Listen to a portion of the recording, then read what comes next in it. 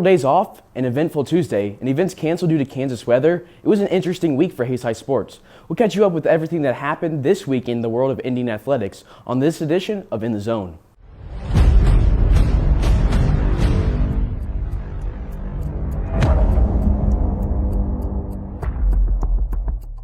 The week was kicked off as the wrestling team headed southwest for a duel against Dodge City on Tuesday. It was hostile territory for our wrestlers as it was senior night for the Red Demons, and the Indians were without their leader in sophomore Gavin Myers out with a jaw injury. The team was still hopeful heading into the matches as our Indians are a resilient bunch and have been fighting through adversity all season, but the young team had its toughest matchup of the season. Out of the 13 matches against Dodge, Hayes had only 3 wins, but there was a silver lining to it. 2 of those wins came from freshmen in Cyrus Viner and Aiden Flock, and both started their seasons at the JV level and worked their way up to varsity. Viner won on a 4-0 decision, and Flock won by fall. The other win came from Gavin Nutting, who won by fall in the 220 weight class. The sophomore continues his already great season and great high school career, as he was joined by Gavin Myers as the only underclassman to go to state last year.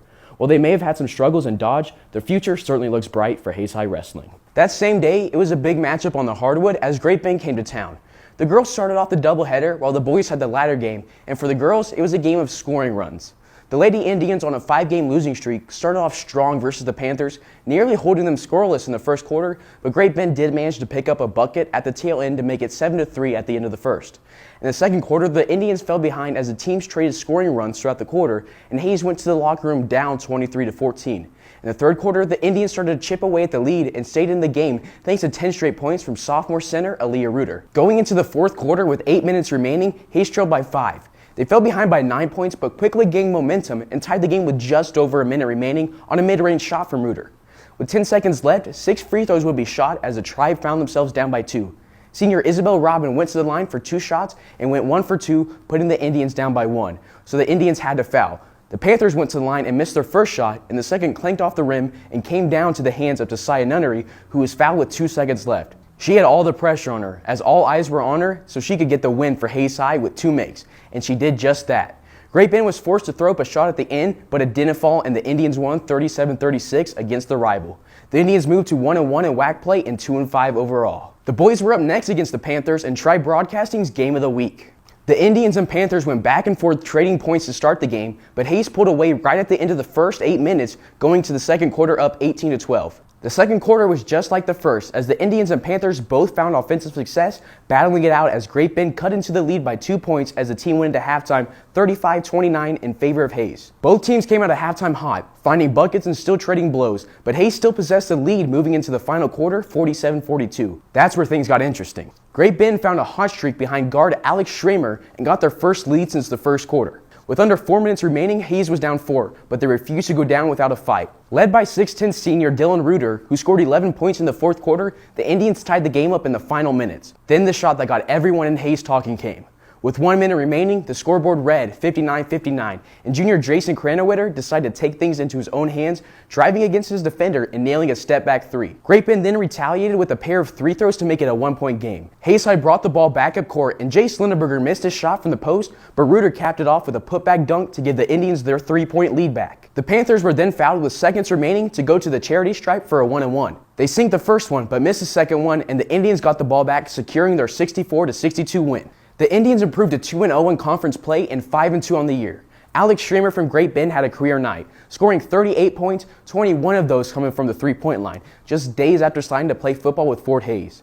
TJ Nunnery finished with 18 for the Indians, and Dylan Reuter had 16. 2 big second halves for the Reuter siblings helped to give the Indians 2 victories against their rival. At that same time, the Hayes High swim team took their talents to Topeka.